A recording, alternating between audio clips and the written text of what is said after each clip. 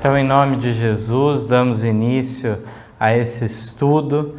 Primeiramente, vamos estudar sobre saúde e vegetarianismo na Bíblia. E o texto, claro, primordial de todos, está em Gênesis, capítulo 1, os versos 29 e 30. O mandato divino, então, para os nossos primeiros pais e todas as gerações subsequentes.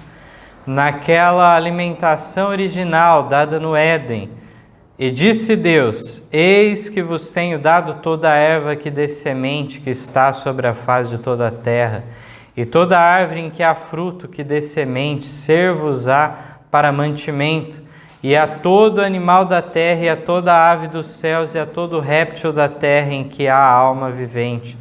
Toda erva verde será para mantimento, e assim foi. Então aqui, tanto o ser humano como os animais, numa alimentação vegetariana, não havia morte no paraíso. Esse paraíso foi perdido pelos nossos primeiros pais. No entanto, a vontade de Deus é que a vontade dele seja feita no céu e também na terra. Ele continua com essa mesma preocupação. E por várias razões, inclusive por razões de saúde, poderíamos dizer. Mas o próprio interesse nosso, a misericórdia para com os animais indefesos deveria nos levar por esse caminho. Vamos agora em Números, capítulo 11, versos 4 e 6. E o vulgo que está no meio deles veio a ter grande desejo, pelo que os filhos de Israel tornaram a chorar e disseram: quem nos dará carne a comer? Lembramo-nos dos peixes que no Egito comíamos de graça, e dos pepinos, e dos melões, e dos porros, e das cebolas, e dos alhos, mas agora a nossa alma se seca, coisa nenhuma há senão este maná diante dos nossos olhos. Que situação, né? Essa classe baixa que havia em Israel, já uma mistura, inclusive, de israelitas com egípcios, ou em alguns casos. Esse vulgo, então, ele dava voz a algo, então, que de repente outros pensavam, não tinham coragem de falar. O vulgo começava a pedir e os outros se uniam a eles. Vejam, irmãos, que situação que eles estavam no Egito. Eles eram escravos. E de repente aqueles falando: não, mas lá a gente tinha peixe de graça, comia o quanto quisesse, tinha isso e tinha mais aquilo. Mas o grande desejo deles era o quê? Que eles falam que tinham um grande desejo, e os filhos de Israel começaram a chorar, dizendo: quem nos dará carne a comer? E aí então é dito ainda por fim esse absurdo, né? Coisa nenhuma há senão este maná diante dos nossos olhos. O que era o maná, irmãos? O pão do céu. E eles tratando dessa maneira aquilo que Deus tinha enviado a eles. Pulando já para o verso 18: e dirás ao povo: santificai-vos para amanhã. O sentido da palavra aqui é separai-vos, né? Separai-vos para amanhã e comereis carne, porquanto chorastes aos ouvidos do Senhor, dizendo: quem nos dará carne a comer?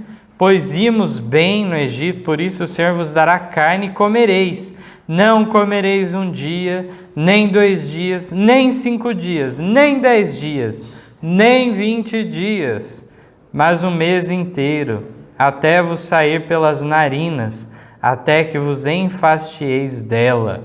Porquanto rejeitaste ao Senhor que está no meio de vós, e chorastes diante dele, dizendo: por que saímos do Egito?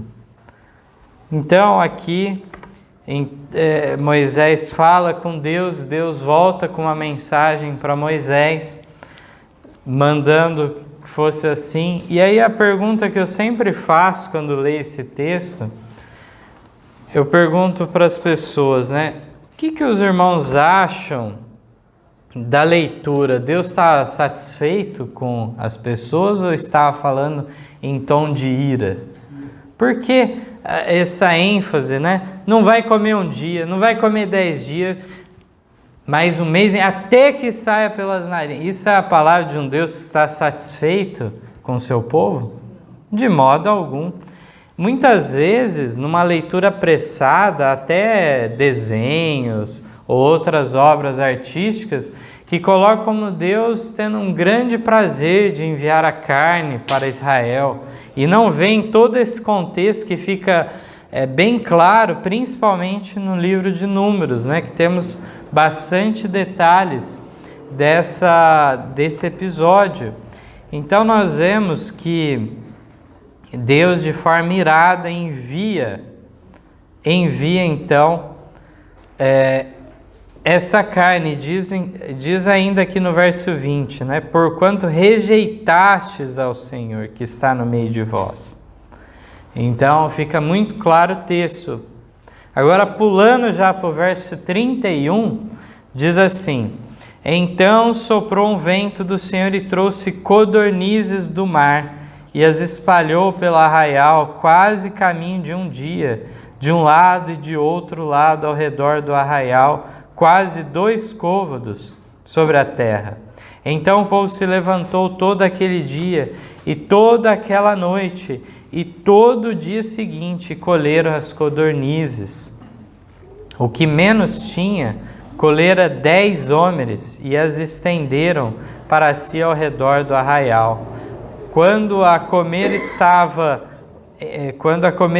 entre os seus dentes, antes que fosse mastigada, se acendeu a ira do Senhor contra o povo, e feriu o Senhor o povo com uma praga muito grande.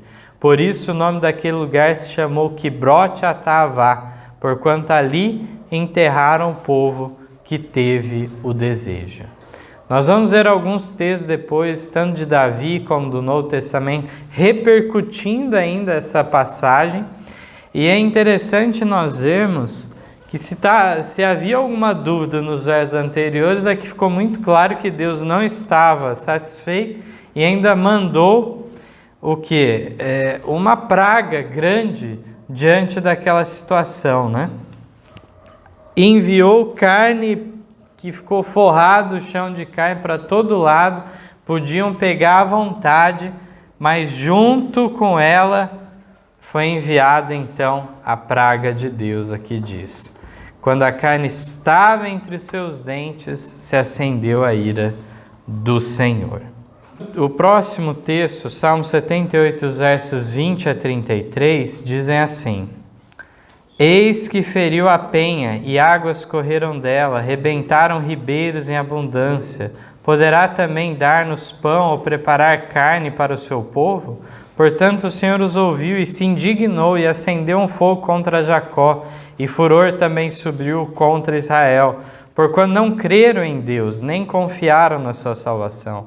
Ainda que mandara as altas nuvens e abriu as portas do céu, e chovera sobre eles o maná para comer, e lhes deram do trigo do céu. O homem comeu o pão dos anjos. Ele lhes mandou comida a fartar. Fez soprar o vento do oriente nos céus, e o trouxe do sul com a sua força. E choveu sobre eles carne como pó, e aves de asas como a areia do mar. E as fez cair no meio do seu arraial, ao redor de suas habitações. Então comeram e se fartaram bem, pois lhes cumpriu o seu desejo. Não refrearam o seu apetite.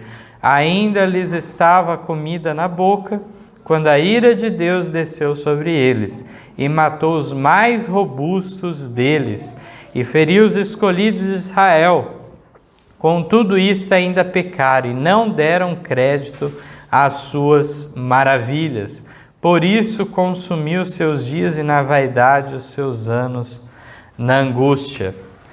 Aqui então nós vemos, em outras traduções vai falar abreviou, né, os seus dias. Vemos aqui nessa leitura como ficou marcante na história de Israel aquela passagem, Davi apresentando como que foi a ira de Deus que foi manifestada naquela ocasião.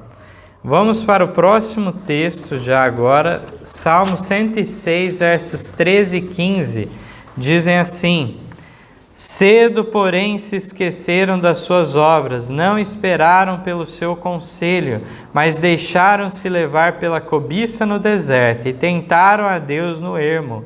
E ele lhes deu o que pediram, mas fê-los definhar de doença. Mais uma vez, a mesma passagem sendo destacada aqui, da incredulidade, como eles esqueciam de Deus e, por fim, a doença veio a eles. 1 Coríntios agora, no capítulo 10, versos 5 e 6, diz que mas Deus não se agradou da maior parte deles, por isso foram prostrados no deserto. E essas coisas foram-nos feitas em figura, para que não cobicemos as coisas más, como eles cobiçaram. Dentre as coisas, claro que não foi apenas isso, dentre as coisas más que eles cobiçaram foi o quê? A carne. E Deus deixou bem claro que o desejo dele era trazer eles de volta ao plano original, eliminar a alimentação cárnea da vida deles, assim como em outras áreas Deus queria reformá-los. No verso 11 diz: ora, tudo isso lhes sobreveio como figuras, e estão escritas para aviso nosso, para quem já são chegados os fins dos séculos. Devemos aprender com aquela lição do antigo Israel e entendermos para não repetirmos a história. Vamos agora em Daniel, capítulo 1, os versos 8 a 16, uma experiência ilustre aqui de alguém que era da nobreza do reino de Judá, de uma família então que procurava andar numa norma mais elevada. Vamos lembrar que foi permitido então a Israel, naquelas leis dadas por Moisés, que eles se alimentassem de animais limpos, e os imundos foram tirados, de modo que era uma forma de Deus tolerou eles naquela condição, para que desse modo ficassem livres de alguns danos maiores ainda que sofreriam com a alimentação desses animais imundos. Mas aqui nós vemos que havia sempre em Israel um remanescente que tinha uma norma mais elevada que essa, que era de fato o vegetarianismo. E olha que situação agora crítica que vemos aqui no verso 8 de Daniel 1. E Daniel propôs no seu coração não se contaminar com a porção das iguarias do rei, nem com o vinho que ele bebia, portanto pediu ao chefe dos eunucos que lhe permitisse não se contaminar. Ora, Deus fez com que Daniel achasse graça e misericórdia diante do chefe dos eunucos. E disse o chefe dos eunucos a Daniel: tenho medo do meu senhor, o rei, que determinou a vossa comida e a vossa bebida. Pois, por que veria ele os vossos rostos mais tristes do que os dos outros jovens da vossa idade? Assim porias em perigo a minha cabeça para com o rei. Então disse Daniel ao despenseiro, a quem o chefe dos eunucos havia constituído sobre Daniel, Ananias, Misael e Azarias: experimenta, peço-te, os teus servos 10 dias, e que se nos deem legumes a comer e água a beber. Então se examine diante de ti a nossa aparência, e a aparência dos jovens que comem a porção das iguarias do rei, e conforme vires, procederás para com os teus servos. E ele consentiu isto, e os experimentou 10 dias, e ao fim dos 10 dias apareceram os seus semblantes melhores, e eles estavam mais gordos de carne do que todos os jovens que comiam das iguarias do rei. Assim o despenseiro tirou-lhes a porção das iguarias e o vinho, de que deviam beber, ele lhes dava legumes. Aqui a palavra até no original não é legumes em si, num sentido específico, não é só esse tipo de vegetal, não. São vegetais de modo geral, assim como frutas, tudo isso estava incluído. A palavra é bem genérica no original hebraico. Aqui então, Daniel e seus amigos conseguiram esse teste, né? Estava muito receoso lá o chefe dos eunucos, mas o que ocorreu? O dispenseiro aqui, ele combinou com o dispenseiro, a quem o chefe dos eunucos havia constituído, né? E ele falou, olha, faz um teste, só 10 dias eu peço. Se você vê que a coisa tá indo mal, tudo bem. Mas aí Deus honrou, né? E dessa maneira nós vemos que foi feito um contraste. Ao contrário, né, do que o despenseiro pensava, se destacou a saúde, o vigor de Daniel e seus amigos em relação àqueles que se banquetearam com as finas iguarias do rei. Então aqui vemos que Daniel, a inspiração de Ellen White nos traz o relato de que de fato Daniel já veio de sua família como vegetariano. E nessa crise ele poderia, assim como outros jovens judeus, devem ter cedido nessa prova, agora na corte de Babilônia. Mas aí então eles falaram, vamos continuar em fidelidade, vamos manter então o nosso vegetarianismo, que desde o nosso lar aprendemos. Vamos agora em Salmos 51, versos 16 a 17. Esse texto eu acho significativo para compreendermos a questão dos sacrifícios. Foram instituídos sacrifícios na lei mosaica que eram símbolo de Jesus que viria e morreria por nós. Ele era aquele cordeiro sem mácula, sem culpa. Aquilo, quando foi feito por Adão e Eva, como é relatado, aquele primeiro sacrifício, eles já choraram de ver uma pétala, então, de uma flor cair ao chão. Começou a haver a degeneração das árvores, das flores. Tudo isso já foi algo angustiante para eles. E para expiar a culpa do pecado deles, foi dito que eles deveriam, então, sacrificar um cordeirinho. Para eles foi uma tristeza, um constrangimento terrível isso. Era para incutir isso na mente, um ser inocente sendo sacrificado em lugar do culpado. O culpado, a própria pessoa, merecia a morte como condenação do pecado. Mas agora um ser que não tinha nada a ver, não tinha culpa, era transferida a culpa para ele e ele era sacrificado em seu lugar.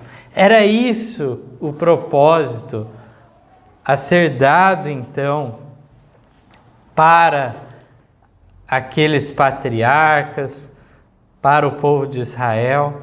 No entanto, isso foi se perdendo, esse significado. Isso foi se tornando uma rotina banal, onde não havia nenhuma tristeza com aquele ato. Então, em Salmos aqui, fala, pois não desejas sacrifícios, senão eu os daria. Tu não te deleitas em holocaustos. Os sacrifícios para Deus são um espírito quebrantado. A um coração quebrantado e contrito não desprezarás, ó Deus. Então, na realidade, todos os rituais, todas as ordens que Deus enviou, né, dadas lá em Levíticos, eram formas a levar as pessoas ao arrependimento, ao quebrantamento do coração. Não era em si o ato simplesmente de efetuar aquele ritual que garantiria uma salvação, de modo algum, mas sim que o nosso coração se transformasse com aquele ato. E Deus vai, ao decorrer da história de Israel, se irritando muito com essa atitude deles. Em Oséias 6,6 também é dito: porque eu quero a misericórdia e não o sacrifício, e o conhecimento de Deus mais do que os holocaustos. Em Hebreus 13, 15 e 16 diz: portanto ofereçamos sempre por ele a Deus sacrifício de louvor, isto é, o fruto dos lábios que confessam o seu nome. Não vos esqueçais da beneficência e comunicação, porque com tais sacrifícios Deus se agrada. E agora, na nova aliança, uma vez que Jesus ratificou com seu sangue na cruz a nossa salvação, não é necessário mais, vivemos nessa era que não precisamos, então, nos envolver com tais sacrifícios, holocaustos, mas ainda nos é exigido outros tipos de sacrifício. E envolve, inclusive, então, a beneficência para com o próximo. Êxodo 20, 13 já nos dá no 6º mandamento que a ordem não matarás. E isso deve incluir, sim, as criaturas que Deus criou. Então, esses seres que foram deixados sobre nossa tutela. Quando nós lemos lá em Gênesis, os animais então seriam governados pelo homem, não para então criar um dano contra eles. Portanto, já no mandamento, nos 10 mandamentos, no 6º então, é dito não matarás, e devemos pensar na amplitude disso. Aqui não temos condição de entrar em certos detalhes, né, do que não incluiria, como é o caso de certas pragas, né, que entraram depois do pecado à existência, né, e que é necessário, de fato, exterminar. Aqueles que mexem então com a agricultura e tudo mais estão bem atentos a isso, de fato é necessário. O dano então que as pragas criam deve ser eliminado por conta disso. Isaías 66:3 diz: quem mata um boi é como o que tira a vida a um homem. Então aqui não é uma questão de dizer que a vida do ser humano e do animal é no mesmo nível em si. Não é esse o propósito do profeta. O propósito do profeta é nos dizer a insensibilidade que criava o matar os animais, de modo que pouca coisa era agora passar para o próximo estágio, matar um homem. Então isso, se nós formos ler no Patriarcas e Profetas, no relato dos antediluvianos, quando eles começam a comer carne, é dito então que eles vão embrutecendo os seus sentidos, de modo que eles comiam a carne de qualquer maneira, com sangue e tudo mais, coisas proibidas desde o início por Deus. E por fim, então, não era só a vida do animal que eles viam com pouco valor, mas a vida de um ser humano também era a mesma coisa que nada. Então, todas essas recomendações já são dadas nas Escrituras, de ordem prática, inclusive, podemos ver. Salmo 150, verso 6, diz assim: tudo quanto tem fôlego, louve ao Senhor, louvai ao Senhor. Então, os animais, à sua maneira, eles louvam, adoram a Deus. São criaturas, então, que através de nós deveriam ser guardadas, protegidas, e fazemos o mal a elas. De repente, agora estamos contra criaturas que louvam a Deus. Vamos agora no Salmo 104, 14. Faz crescer a erva para o gado e a verdura para o serviço do homem, para fazer sair da terra o pão. Então, esta é a ordem normal, original de Deus. Não é só o gado, os animais terem, então, o contato justamente com os vegetais, com a alimentação natural, mas sim também os vegetais, as verduras, para também o serviço do homem. Isso que foi dado como alimentação. Provérbios 12:10 diz que o justo tem consideração pela vida dos seus animais, mas as afeições dos ímpios são cruéis. Então, até mesmo outras traduções colocam, né, a misericórdia dos ímpios, ela é cruel. Então, é diferente. O justo terá um proceder coerente em todos os aspectos da sua vida. Também na experiência de Balaão, ao maltratar aquela mula, nós temos grandes orientações em relação a isso. Provérbios 15:17. Melhor é a comida de hortaliça onde há amor do que o boi cevado e com ele o ódio. Alguns até ficam estranhando essa leitura, melhor, pior.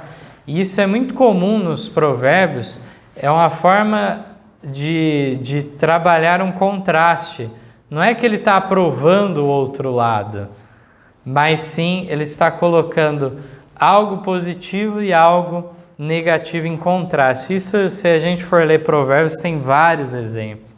E aqui, então, nos mostra que não há o ódio, mas sim o amor quando nos alimentamos de alimentos que foram nos deixados e não daqueles que temos que sacrificar uma vida para se alimentar.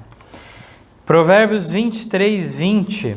Não esteja entre os beberrões de vinho, nem entre os comilões de carne. Mais uma orientação do sábio Salomão para nós. E em relação às bebidas alcoólicas, vamos nos lembrar que não há garantia na questão que o mundo vende a ideia de moderação, né? Já comentamos várias vezes aqui na igreja, né? A questão de moderação, temperança é com as coisas boas, com as coisas lícitas, que a gente pode extrapolar do ponto e isso vai nos causar mal também. Devemos ser equilibrados. Mas existem os alimentos nocivos que são ilícitos, proibidos a nós. Com estes não é questão de moderação, é não tocar, não manusear, não ingerir. Isaías 22, os versos 12 a 14, tem uma passagem terrível aqui em relação ao antigo Israel. Porque nós vemos aqui nessa leitura um momento, então, que seria o dia da expiação, o momento mais solene de todo o calendário religioso dos judeus, um momento solene, deveriam afligir as almas, era considerado um dia de descanso e, além disso, ainda era um dia de jejum. E olha como que eles estavam se portando. Verso 12, então. E o Senhor Deus dos exércitos chamou naquele dia para chorar e para prantear e para raspar a cabeça e cingir com o cilício. Porém, eis aqui gozo e alegria. Matam-se bois, degolam-se ovelhas, come-se carne, bebe-se vinho. E disse: comamos e bebamos, porque amanhã morreremos. Mas o Senhor dos Exércitos revelou-se aos meus ouvidos, dizendo: certamente essa maldade não vos será expiada, até que morrais, diz o Senhor Deus dos Exércitos. Então, nessa passagem aqui, encontramos um contraste. E eles eram cientes, nós não estamos falando de pessoas de fora, eram pessoas do povo de Israel, cientes do que estavam fazendo, estavam em festa, comendo carne, bebendo vinho, matando os animais, e eles mesmos dizem o quê? Comamos e bebamos, porque amanhã morreremos. Eles sabiam que estavam sob a condenação divina e não mudavam suas atitudes. E aqui então fala que o Senhor confidenciou ao profeta: essa maldade não será expiada, perdoada, pagada pelo sangue de Cristo, de modo algum. Agora, passando para o Novo Testamento, temos alguns textos que nos mostram também a questão da preocupação bíblica quanto à nossa saúde.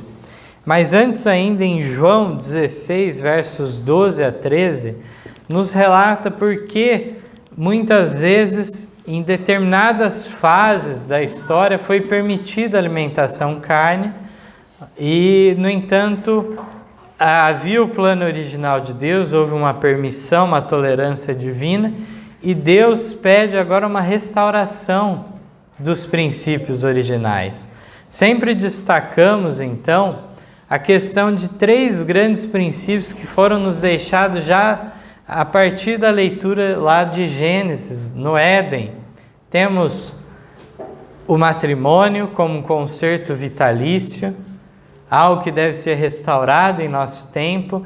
Temos a questão da alimentação original, temos a questão também do sábado como dia de descanso, dia de guarda. E muitas vezes, ao decorrer da história, o povo de Deus ficou longe desses princípios.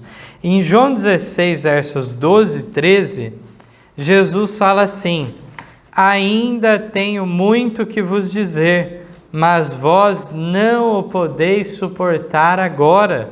Mas quando vier aquele, o Espírito de verdade, ele vos guiará em toda a verdade, porque não falará de si mesmo, mas dirá tudo o que tiver ouvido, e vos anunciará o que há de vir. Então vemos nessa questão que Jesus, em seu ministério aqui na terra, ele não abrangeu todos os temas possíveis, tudo que deveria ser reformado, restaurado, mas ele focou em alguns pontos que eram necessários naquele momento. E a igreja cristã, então, depois recebeu mais luz ainda sobre isso. Então, nessa leitura de João 16, versos 12 e 13, nós encontramos Jesus falando claramente para eles: vocês não estão prontos para receber toda a luz. É como a gente comparasse a questão da luz do sol, né? Está à noite, estão em densas trevas e de repente meio-dia. Como que vai ficar os nossos olhos? Não vamos conseguir olhar para o sol. E assim, então, progressivamente, Deus misericordiosamente passa o quê? A enviar progressivamente luz mais clara, e as pessoas vão então compreendendo melhor a vontade de Deus. Não é tudo de uma vez que vem. Em Romanos 12:1, diz assim: rogo-vos, pois, irmãos, pela compaixão de Deus, que apresenteis os vossos corpos em sacrifício vivo, santo e agradável a Deus, que é o vosso culto racional. Deus se preocupa não só com a nossa salvação em relação ao porvir, mas Ele quer uma mudança agora já, nesta vida, porque do contrário, sequer poderemos servi-lo corretamente. É para nosso benefício que Ele se preocupa com a nossa saúde, de modo a termos uma mente clara e livre de embaraços, de dores, de doenças. Ele se preocupa conosco. 1 Coríntios 6, 19 e 20: ou não sabeis que o vosso corpo é templo do Espírito Santo que habita em vós, proveniente de Deus, e que não sois de vós mesmos, porque fostes comprados por bom preço. Glorificai, pois, a Deus no vosso corpo e no vosso espírito, os quais pertencem a Deus. Devemos honrar e agir de maneira que não destrua esse corpo. Romanos 14, 21, tem um outro trecho interessante. Bom é não comer carne, nem beber vinho, nem fazer outra coisa em que teu irmão tropece ou se escandalize ou se enfraqueça. Quando Paulo fala sobre isso, nós devemos ser claros em relação ao contexto que isso se dá. Temos textos em Romanos e em Coríntios sobre este tema, e nós encontramos aquela discussão sobre as carnes sacrificadas aos ídolos. E alguns, então, dos gentios, principalmente, estavam comendo essas carnes, não viam nenhum problema, e judeus se viram contra isso, falando que era errado essa associação com os ídolos. E Paulo faz uma série de considerações muito interessantes sobre esse tema, né? Que envolve um princípio muito amplo, que nós poderíamos falar de outros assuntos também. Ele fala da questão de que, olha, na realidade o ídolo nada é, mas ao mesmo tempo aqueles que adoram esses ídolos estão na realidade adorando a demônios. E ele vem trabalhando uma série de considerações muito interessantes. Ele fala da questão de não escandalizar o próximo, seu irmão. E, por fim, ele fala um outro caminho mais excelente. Quer ficar livre de todos esses problemas? Não come carne. Não era nem para estar toda essa discussão ocorrendo, toda essa dificuldade envolvida nesse assunto. Na realidade, não deveria haver associação nenhuma, e Paulo, ao dizer isso, ele estava se baseando no Antigo Testamento, ele estava falando com propriedade, assim como Salomão falou lá, não estar entre os comilões de carne e beberrões de vinho. Então ele falou, esse é o caminho, na realidade, mais excelente. Ele conclui, então, falando esse texto de Romanos 14, 21. Em 1 Coríntios 10, 31, diz que, portanto, quer comais, quer bebais ou façais outra qualquer coisa, fazei tudo para a glória de Deus. Em cada detalhe da nossa vida, do nosso estilo de vida, Deus se importa e Ele tem algo a nos dizer sobre isso. Sobre a educação dos filhos, sobre o vestuário, sobre, então, os 8 remédios naturais que Ele nos dá. Uma série de coisas nos é dado, então. Tudo deve ser feito em nossa vida de maneira a honrar a Deus, para a glória dEle. 1 Tessalonicenses, capítulo 5, verso 23, diz, e o mesmo Deus de paz os santifique em tudo, e todo o vosso espírito e alma e corpo sejam plenamente conservados e irrepreensíveis para a vinda de nosso Senhor Jesus Cristo. Então aqui fala de espírito, alma e corpo irrepreensíveis diante de Deus. Terceira carta de João, no capítulo 1, verso 2, ele diz, amado, desejo que te vá bem em todas as coisas e que tenha saúde, assim como bem vai a tua alma. Então, Paulo escreveu sobre isso. Temos João aqui também falando da preocupação com a saúde. É algo que ele se importava. E para concluir os textos bíblicos, temos em Atos capítulo 3, versos 19 a 21, naquele sermão de Pedro no Pentecostes, é dito, arrependei-vos, pois, e convertei-vos para que sejam apagados os vossos pecados e venham assim os tempos do refrigério pela presença do Senhor. E envie ele a Jesus Cristo, que já dantes vos foi pregado, o qual convém que o céu contenha até os tempos da restauração de tudo, dos quais Deus falou pela boca de todos os seus santos profetas desde o princípio. É desejo de Deus que sua igreja efetue esta obra de restauração de todas as coisas, para que assim Cristo retorne para, então, em glória e majestade, trazer o seu reino, agora não o reino da graça, mas também o reino da glória. Haveria ainda muitos outros textos, que poderíamos explorar nas Escrituras. Lembro muito do irmão Antônio Costa, que traz aquelas passagens lá dos anjos e Jesus na casa de Abraão, e toda aquela discussão sobre alimentação, Não havia só carne, havia também outros alimentos lá que são servidos, uma variedade tremenda que Sara prepara, possivelmente com servas também dela, Prepara uma grande quantidade de alimento para aqueles viandantes que Abraão chama para a sua casa. Mal ele sabia que o próprio Deus estava e 2 anjos acompanhando. Depois ele tem todo um diálogo, onde ele percebe e insiste, com Jesus, que de fato ele poupe a cidade de Sodoma por causa que o seu sobrinho Ló estava lá. Ocorre todo aquele diálogo.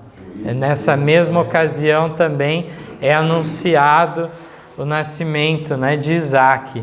E aí sempre aquela comparação com os pais, de Sansão, Manoá e sua esposa, Então, quando eles servem apenas um cabrito, se não me engano, aí sim o anjo, que na realidade era o próprio Cristo, lá o anjo do concerto, o anjo do Senhor, nós estudamos bem esse assunto e vemos que é de fato o próprio Cristo, assim como apareceu para Jacó, apareceu para tantos.